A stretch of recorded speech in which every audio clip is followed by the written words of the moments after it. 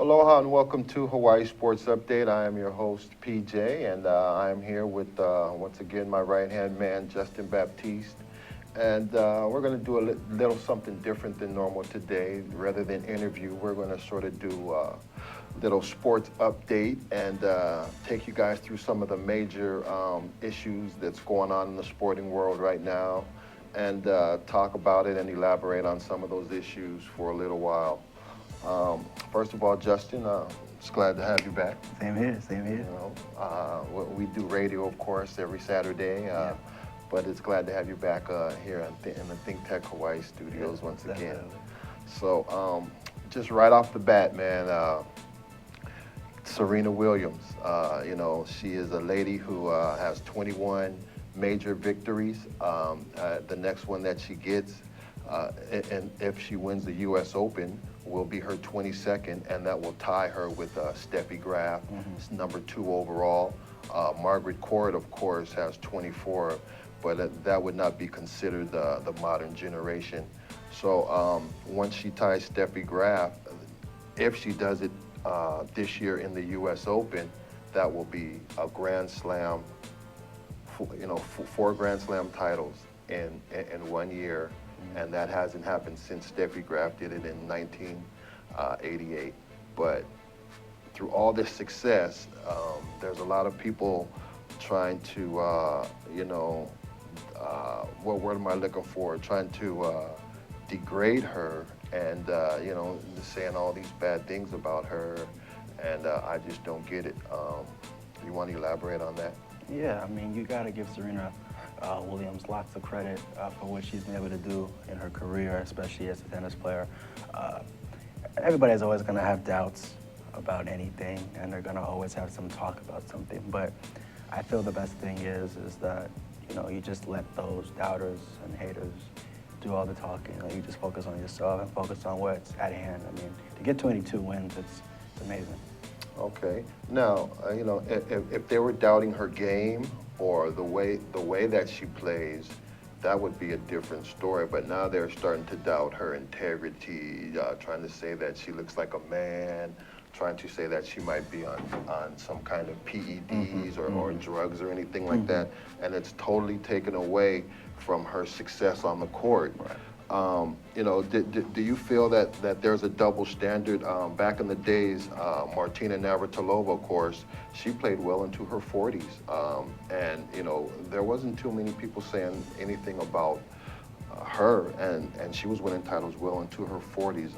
What do you feel about the double standard when it comes to, especially an African-American woman, having so much success in the tennis world? Well, I believe it's basically, it's all on the body, and it's all on how you take care of yourself. And I think if you can take care of yourself, it doesn't really matter what race you are, but it's all about how you take care of yourself. And if you can take good care of yourself, you can be able to last for a long time. And being African American and having the success that she's been able to have, she's kept her health in check. And to me, yeah, age is a number, but you got to look at it from a health important. Okay, now, but what do you feel about all the criticism? Like I said, all these media people are just totally criticizing her, and they have drug testing in tennis for PED use and multiple other things, but yet they're still coming out, with all these false accusations. Well, it doesn't make any sense of why they've been doing these accusations in the beginning, because she's always done the right thing from the very beginning of her career, starting at 16 years old, I believe. It's just not fair that they have to accuse somebody of doing all these things when I feel that she's just kept herself in tip-top shape. So all the problems and all those things that people are talking about, they can just go away. Absolutely. And, the thing is, Serena has been around for a while. She was the younger sister of Venus, and then now through the years she has eclipsed her older sister. And, probably she is in the conversation for being the greatest tennis player to ever play the game. And maybe in the last 20 years, male or female, the greatest athlete to dominate their sport. And, you know, I believe that when her older sister Venus had some health problems about 3 or 4 years back, that of course, you know, that's going to try to open her eyes up a little bit and be more cognizant of her health. And, you know, that's when I think she kicked her health issue up a notch, and you know, just because of what she's seen somebody as strong and powerful as her older sister succumb to, you know, some kind of sickness, and so I just think that she really started her diet regimen and was taking care of her body, you know, due to the fact of that her older sister had some health difficulties. Yeah, I mean, she's had lupus for quite some time, and I give much props to both of them, especially with the way that they've been able to keep themselves in tip-tap shape with their health and stuff. But much love to both of those talented females. And you're right, I agree with you 100% of the way. All right. Now we're going to move on from Serena Williams. And Serena, you know what? Next month at the U.S. Open, go get them. We're rooting for you to have all 4 majors in the same year and to get the Grand Slam, and then also to tie Steffi Graf at 22 major victories overall. Now, speaking of double standards, man, you know, a lot of people are making this big deal about DeAndre Jordan, you know, backing out of the Mavericks deal. Okay. Now, me personally, you know, I think Mark Cuban is just a billionaire crybaby, you know, because number one, how many people has he cut in the last 10 years from his team, okay? And, you know, these guys come to camp, they work just as hard. They may not be as talented as the other players, but that's not, you know, he really doesn't care about that. All he cares about is fielding the 12 best guys, and when he cuts you and lets you go, you're just gone. So do you feel that the NBA player, you know, if he gives his word to an owner and he decides to back out of it, you know, don't you feel that that's his right? Yeah, I totally agree with you. It's anybody's right. If they don't want to agree to a contract deal, then they don't have to agree to a contract deal. A player is always going to have second thoughts about any decision that they do. I remember when Dwight Howard was going through his things with the Lakers about re-signing with them and not re-signing with them. They mentioned on ESPN breaking news, Dwight Howard has signed. And they mentioned breaking news again. He has decided not to opt in or opt out of the contract. He has done all those different things like that. So basically, I believe a player has its own, you know, opinion, and the players should be allowed to make up their own mind. And players are allowed to make up their own mind. It's just a matter of sometimes the owners, they want that player too bad, so they'll try anything to get that player. But it's really up to the player because, you know, he has his own side. Okay, now when a coach does the same thing, for instance, i.e. Larry Brown, or even in the NFL, people might not even know that Bill Belichick, you know, he was a manager for the, he was a head coach for the New York Jets for like 20 minutes. And then he wrote on a napkin, you know, that he doesn't want the job anymore, but that doesn't make the front page news. Right. Every time a coach does it, you understand? So that's where I believe that the double standard is. A coach can back out of his contract, you know, and many coaches are still getting paid years and years later, but they never bring that up. They only bring it up when the athlete does it. And so what do you feel about that double standard, about the athlete and the coach? Well, it doesn't make any sense, like you're saying. I mean, I agree. If a coach does something important like that, then he should get some recognition too.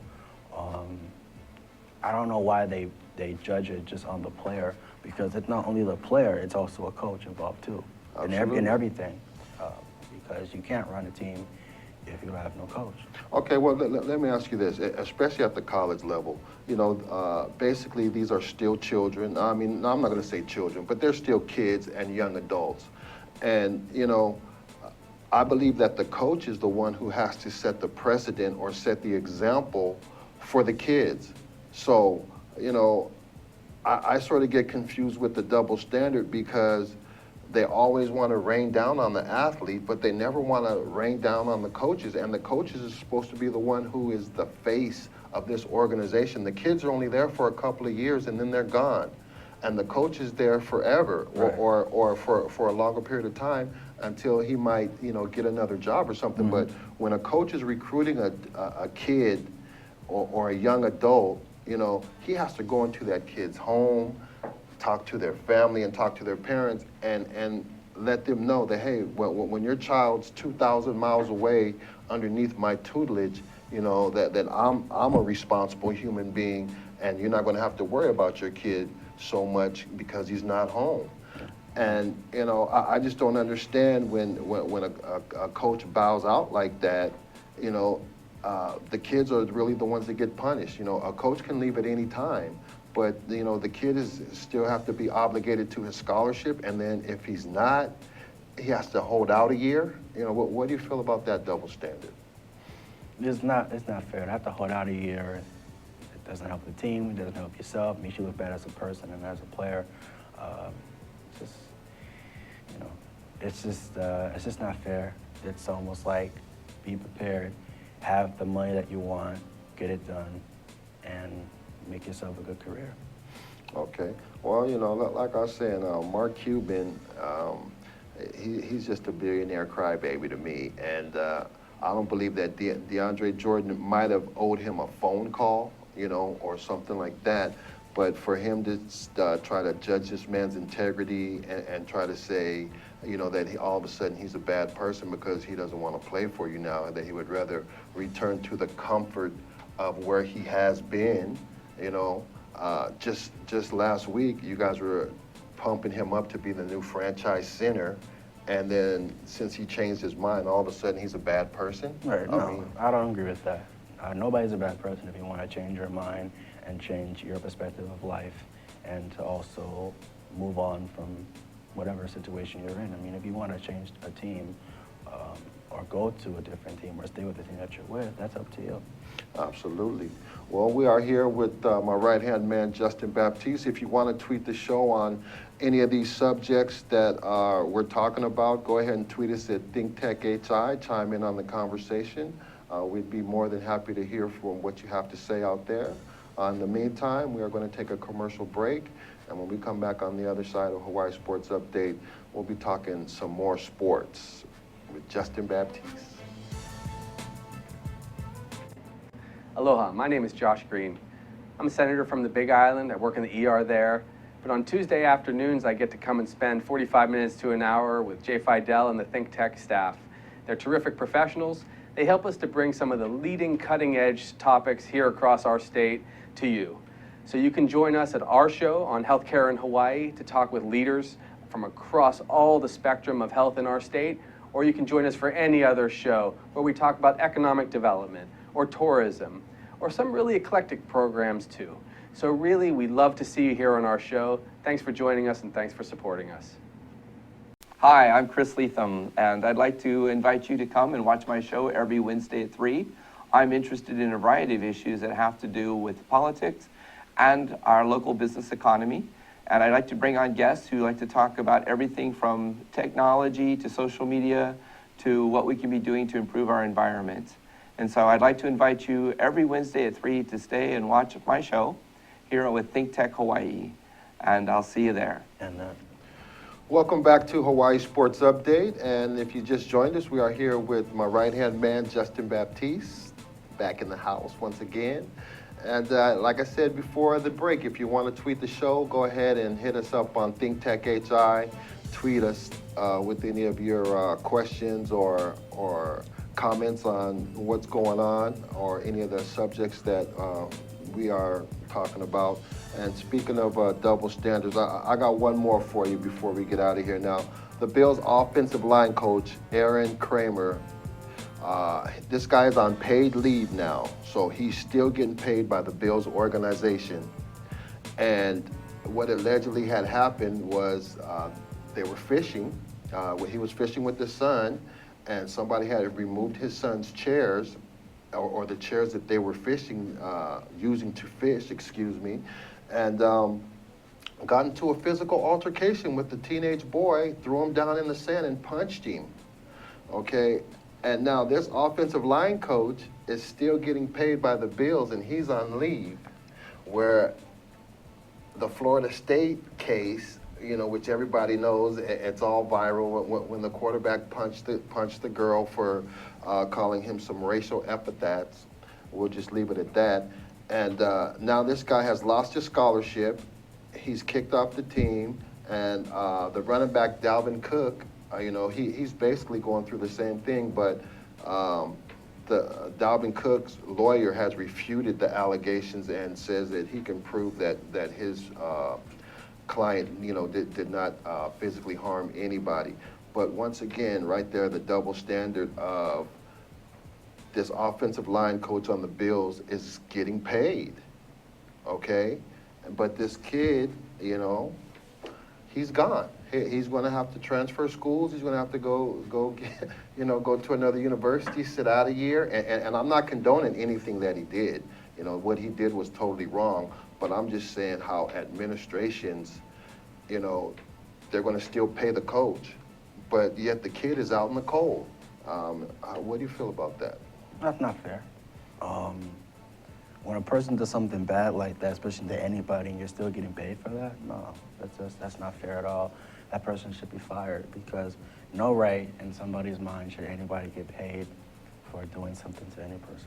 Well, this is the thing that I question. If this offensive line coach gets so upset that he's going to punch another kid randomly while they're out fishing, when they're in a controlled environment, I wonder what's going on inside the practices. I'm trying to wonder what's going on too, because a lot of people talked about what's going on in practices with many different things, but basically it's just Just a double standard, it's man. A double standard. Just a All double right. standard. Okay, man. We're gonna leave off of the double standard thing.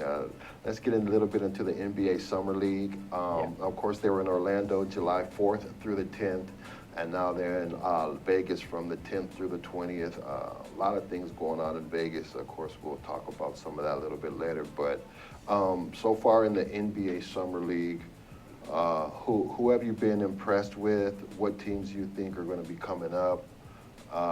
And who have you not been impressed with? First, I gotta say I'm impressed with my New York Knicks. Gotta give my New York Knicks some props here. I'm impressed with Porzingis, first and foremost. Gotta give props to him. A lot of people are gonna doubt him, especially for being, that all-around player. I know Stephen A. Smith doesn't like the fact that they had to go ahead and draft him. We would have liked to have Moutier as our pick, but I gotta like the way he's been playing pretty well. You gotta give Jerron Grant his props too, especially with the way that he's been playing throughout the season. But other than that, they've been looking pretty good. I also like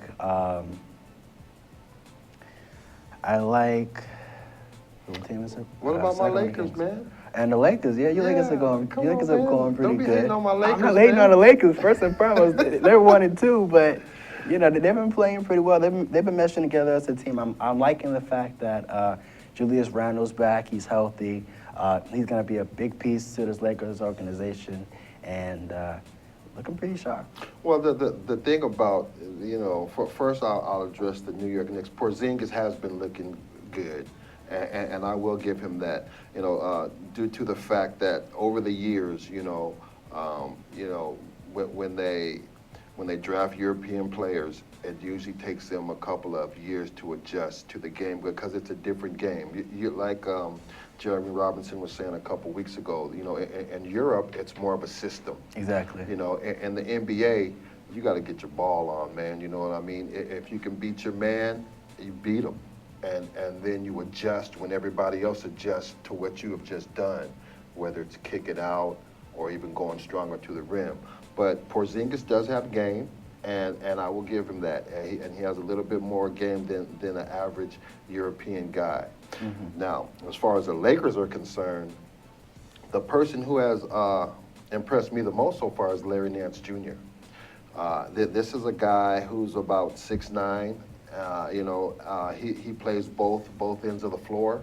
And the thing about him, he's a guy who you don't have to call a play for. He's going to fill up the stats. He's going to get your points. He's going to get your boards. He's going to get your rebounds. He's going to get you steals. And that's the kind of players that the Lakers need to go along with D'Angelo Russell, of course, and Julius Randle's not playing back-to-back yet. They're sort of nursing him back into health, but he's looking okay. He can look a little bit better, but the Lakers are going to surprise a lot of people, and I don't think they're done on the free agent market yet. There's still a couple out there who they might be able to grab, but me and you are sort of in the same boat with the Knicks and the Lakers, man. We gotta recoup, man, from the last couple of years. Yeah. Now you mentioned, as far as the summer leagues, you mentioned the team that I've least liked. I'll basically put it down as the least team that I've liked is the Timberwolves. I think they're still trying to find themselves.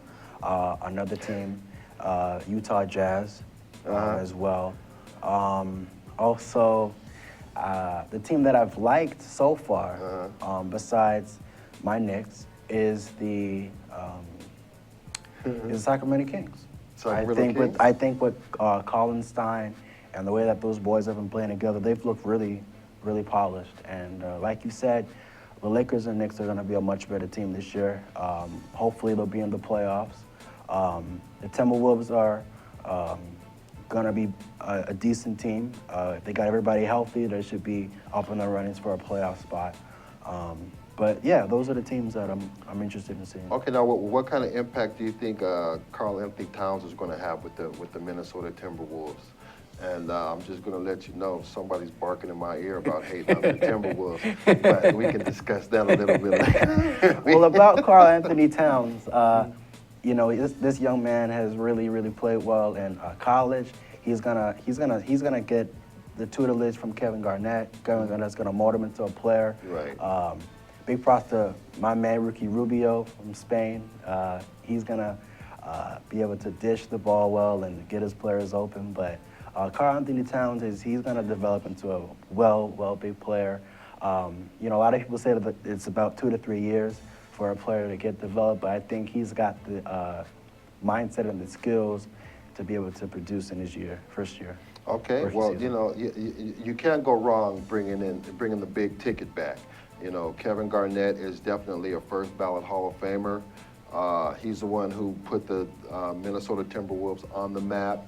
That they made the playoffs, I don't know how many consecutive years, even though they didn't fare very well in the playoffs, but at least they were making it once he came along. Right. And, I think Karl Anthony Towns is a good pick for them and will also do very well. Now, Moutier, that to me is going to turn out to be a good pick for the Nuggets. Number one, because, he played overseas already 1 year. Right. And so it's not like, he's just barely coming in. He has played 1 year of professional ball, and he played at the highest level. Exactly. But the main reason why I think Moutier is going to be good is because Ty Lawson is just messing up, man. This guy's caught his second DUI in 6 months. Right. And anybody who lives in Los Angeles or grew up in Los Angeles knows you don't be rolling on the 101 freeway late at night, especially if you're intoxicated, man. That's just, I don't know what he was thinking. I don't know, obviously he must have been impaired even to hop into his car and do something like that. But 2 DUIs in 6 months, I don't know. I don't know what's going to happen with him, but I think Moutier is going to be right there to step in his place and take advantage of that, because you know how it is in the NBA, man. When you start messing up like that, next thing you know, you're gone, and the next guy comes in and you're never thought of again, and that's just the way it is. Exactly. Yeah, so I wish him luck, but you got to make better decisions than that. And come on, Lawson, you went to North Carolina. You got to be smarter than that, man. Exactly. Okay, so what do you think about the hustle stats, man? Hustle stats and what? And they have a new statistic that they're doing in the NBA Summer League. Okay, and they're called hustle stats. Okay, one is contesting 2-point shots, one is contesting 3-point shots, one is deflections, one is loose balls, and the other one are charges. Okay, now what these hustle stats do is it gives you an idea of what aren't regular statistics as far as rebounds, points, and stuff like that. And you know what it does is it makes players like a Flalo and a Riza and people who are hustle players. You know, it gives them just more credibility, even though they might not have the points and the rebound stats. When you're talking about contesting shots from the 2-point line, the 3-point line, getting loose balls and deflections, and collecting charges, what an impact that it's going to have on the game. And so they're doing this test run to see if they're going to implement these hustle stats, you know, into the regular season statistics. And so far, during the summer league, the team that has had the most deflections have been the most successful teams during the summer. And so that's just one stat over about 4 or 5 games that is you know, is already you know, had an impact on what people feel is going to be success of one team or another. You know, just talk about that for a little bit. Well, my opinion is I feel like if it's going to be a great stats or a new change to the NBA, you know, bring on a hustle stats. Bring on a hustle stats. You know, I feel like if it's going to help the game of basketball, then let it help the game of basketball. I also feel like if it helps the players as well too, let it help the players as well. You know, any help you can get is what you can get. So, well, you know, my opinion on it. I just think they're important because, you know, people want to get caught up in the points, rebounds, assists, steals. All that is important. But, you know, when they say that the player, you know, doesn't show up in the stat book, yeah, well, that's what these hustle stats are for. And so, you know, I hope that they implement them during the season, and we'll see. If you just joined us, we are here with my right-hand man, Justin Baptiz, just talking sports, man. And if you want to tweet us at ThinkTech chime in on the conversation. We're going to head to a commercial break. And when we come back, we're going to be talking even more sports, some UFC 189 and all of that on the other side. Hawaii Sports Update. Aloha, my name is Jim Sean, and I'm host of a show called Education Movers, Shakers, and Reformers. Each week, live streaming at noon on ThinkTech Hawaii, we interview people who have special insights into education, from early education through K-12, all the way through higher education and beyond. Both public and private are areas we're interested in. We dig deeper. We try to find out what it's really like to be involved in making change, advocating for it, how you reform, what people's philosophies are in reforming it. As I said, we're live streaming every Wednesday at noon on ThinkTech Hawaii. And later on, you can find these interviews on YouTube and on the Hawaii Educational Policy Center website. We hope you join us as many times as possible. Aloha. Welcome back to Hawaii Sports Update. And once again, if you're just joining us, I'm here with my right-hand man, Justin Baptiz. And we've been just talking sports. And that's what we're doing. If you want to chime in on the conversation, hit us up at ThinkTech HI, and we'll be glad to answer your question or just hear any comment that you have to make on the conversations that we've been covering. And before we get into a little bit of baseball and Pete Rose and some UFC, I just want to say big props to University of Hawaii offensive lineman Ben Clark, who was put on the Lombardi's list for the second year in a row. And of course, the Lombardi's list is one of the top interior linemen in the country, and Ben Clark definitely is one of those. And so, you know, we're really looking forward to the progress that he's going to make for the UH football team this season, and much luck to him. Also to Punahou graduate DeForest Buckner, University of Oregon. He's also on the Lombardi's list, and you know, Oregon just has that gravy train lately of Hawaii players who are going there and performing well. Of course, Marcus Mariota, Heisman Trophy winner, and now DeForest Buckner on the list for the Lombardi Award as an interior lineman. Number 44 for Oregon, and he's a beast. He's definitely a beast. You want to say anything about any of those two guys? Yeah, much love to both of those guys. As always, both of those players have made a name for themselves, and both of those players are going to do successfully well in college and also in the pros. But congratulations to both of those guys. Both of those guys, well deserved. All right. Now, I don't know how big of a UFC fan you are, but man, I think that was the best UFC card that we have had probably ever.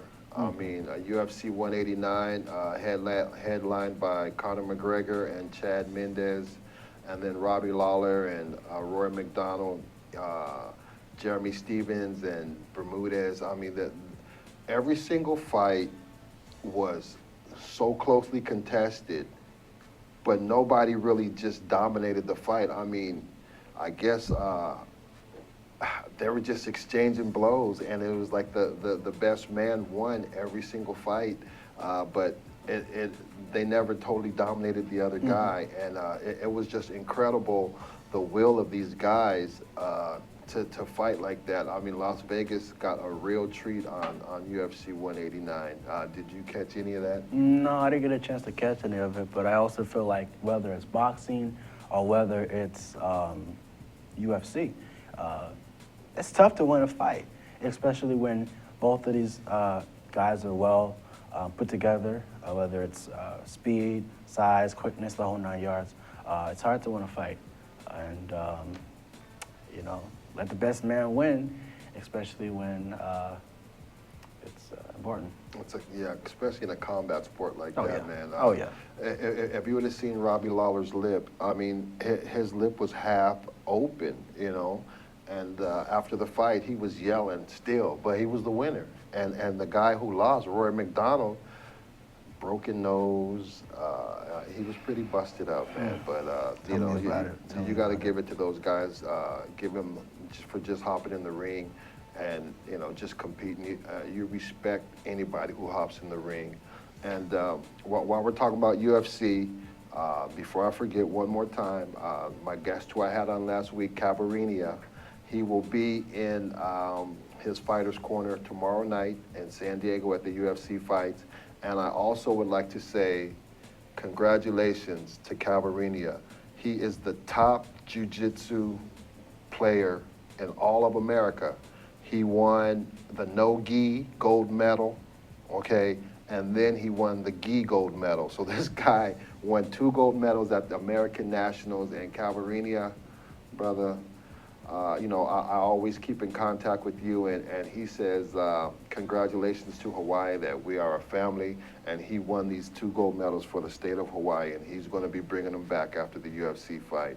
And it's just amazing that this guy at 36 years old, and all the input that he does in training, that he still goes out and competes and wins gold medals. I mean, that's unbelievable. That is just unbelievable. I mean, you gotta give big props to him, especially to what he's been doing. Absolutely, Much love to that absolutely. guy, yeah. So yeah, Cavarinia, right on, man. All right. Now, moving forward to the home run derby. They changed the style of the home run derby. Before, it would be, if you get 10 swings and make 10 outs, you're done, okay? And I always thought that was just a little bit boring, because you had the batter sitting up there just waiting for the perfect pitch every time. And, you're not going to hit it out every time you get the perfect pitch. I mean, there are some guys who went on some rolls and stuff like that. But I think that the Major League Baseball kicked it up a notch with this new format. And what it is they take the top 8 guys and they seed them 1 through 8, and they give them 4 minutes to hit as many home runs as you possibly can, okay? And then if you hit them a certain distance, or 425 feet, which is a bomb, okay, then you get 30 more seconds to time to hit some more. And in the first round, Rizzo against Donaldson, it was just amazing. It was nothing but drama, and the TV ratings on ESPN for the Major League Baseball Home Run Derby went through the roof for this format. And you know, my good friend's son, Prince Fielder, you know, I played Little League Baseball with Cecil Fielder, grew up with him, and yeah, know him very well. And his son Prince he's a beast too.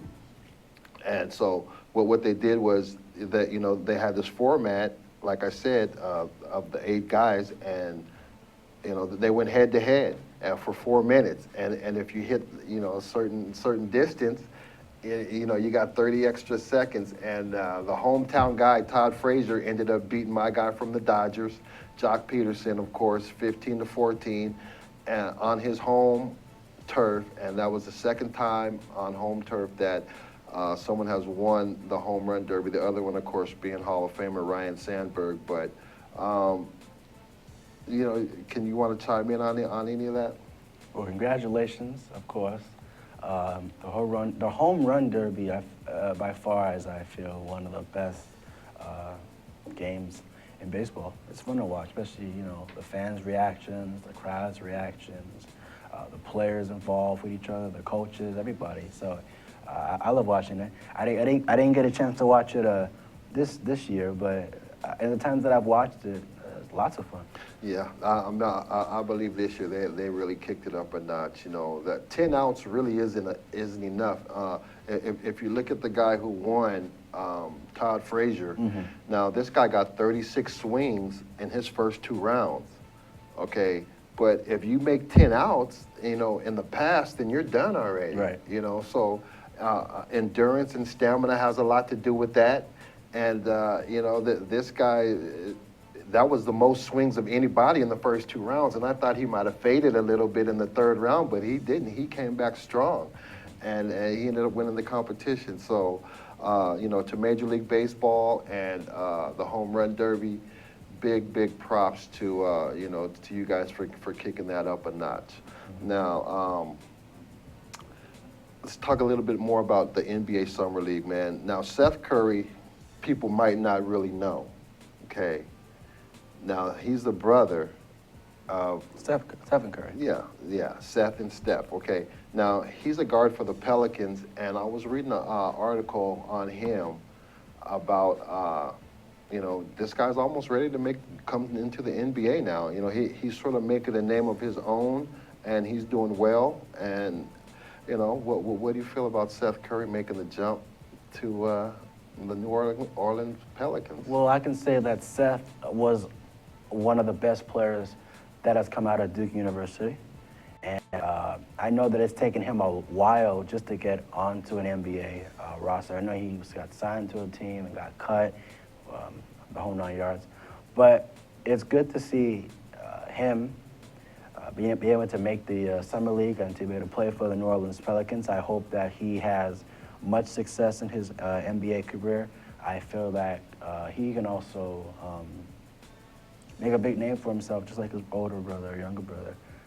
Yeah, younger brother. Oh, younger brother. Okay, Yeah, okay. Yeah. That's right. Okay. That's right. Okay. I just hope that he has much success in his future, and I feel that he can help the Pelicans because they were a surprise team in the playoffs last year. Okay, now you know who his running mate is on the Summer League team with the Pelicans, right? No. Larry Drew Jr., number 2. So Drew number 2 and Curry is running things for the Pelicans right now, and you know, the Pelicans, a lot of people better watch out for them this coming year. I mean, you know, of course they got Anthony Davis, but they're going to be a surprise team. The West is just getting more and more packed. You know, people have to realize OKC's coming back with a healthy Durant and Westbrook together. That's automatic trouble for anybody. The Pelicans are on their way up. You know, it looks like everybody in the West is getting better. And it looks like Cleveland is spending a lot of money in the East. They're over $200 million already, and they still have a couple players to sign. Give me any last thoughts about the NBA Summer League and the NBA period. Well, about the NBA Summer League, I mean, this has been one of the best summer leagues I've seen since I think last year or the year before. But I'm really impressed with the way that these guys are playing. It's good to see, you know, sons of former players who's played back in the day, like David Stockton, if I'm not mistaken, you know, Seth. Drew Jr. Yes, yeah, exactly. Seth Curry. Seth Curry. And it's Absolutely. great to see these guys. Larry Nance Jr. Right, right. It's great to see these guys make an impact. And also, you know, if they can reset the record books and make a name for themselves and have a very dominant career, you know, let them do it. And it's great to see these guys be successful and make it. So, Absolutely. Success on that. But the summer leagues, the NBA itself, NBA is it's a great sport. You don't know what's going to happen. Things can happen anytime. Blockbuster trades, the whole 9 yards. So you don't really know, but you know, NBA is a great sport. Absolutely. It's a very great sport. All right. Well, Justin, it's been a pleasure to have you here once again, man. Thanks for chiming in. Always, and, always. Always good to have you next to me talking sports. Yeah. And before I get out of here, I just want everybody to know that the first annual PJ Sports Radio Golf Tournament will be going down at Coral Creek Golf Course on August 21st. It is to raise money for Koa Anui Nui. So everybody go to the website at ThinkTech Hawaii INC and friend us, and a summary of the golf tournament and the PayPal will be right there for you to check it out. It's going to be big fun. We're going to have a drone out there covering all the action, some barbecue pits out there on the course, long drive contest, closest to the hole contest, just a whole bunch of good fun for a good cause. And we look forward to seeing everybody out there in support of Koa Nui Nui. And you know how we do it on Hawaii Sports Update once again? Ahui ho.